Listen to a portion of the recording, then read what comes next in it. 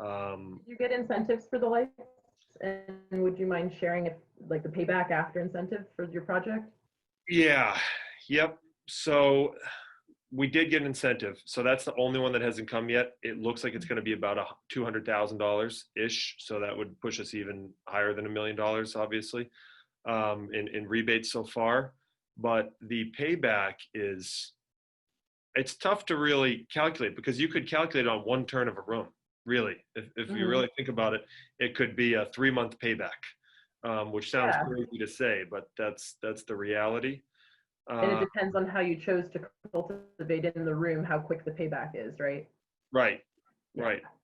Yeah, I'd So, say overall with the energy efficiency rebates, the holistic approach, everything we did between the free fluid coolers, the chillers, the lights, etc., spending the extra money up front has about a 2-year ROI, which is phenomenal for us. And that takes into account getting the rebates, obviously. Um, so let's connect that to the product. A lot of folks say, well, LED just can't do that thing that I want it to do, or I don't want to have to change what I do to modify my approach for LED. So would you mind just sharing a couple thoughts on that? Like, how do you feel your product quality is with LED, and did you have to do much tweaking to understand how to grow with LED?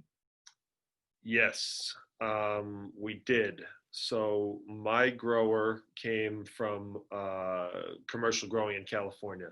So that's HPS lights or big farms and CMH, something along those lines. LED was frowned upon by myself and him for years.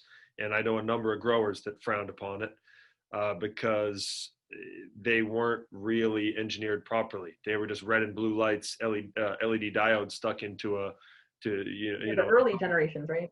yeah, they were fake, basically. Before DLC listing came along, before third-party testing came along, the Wild West. Correct.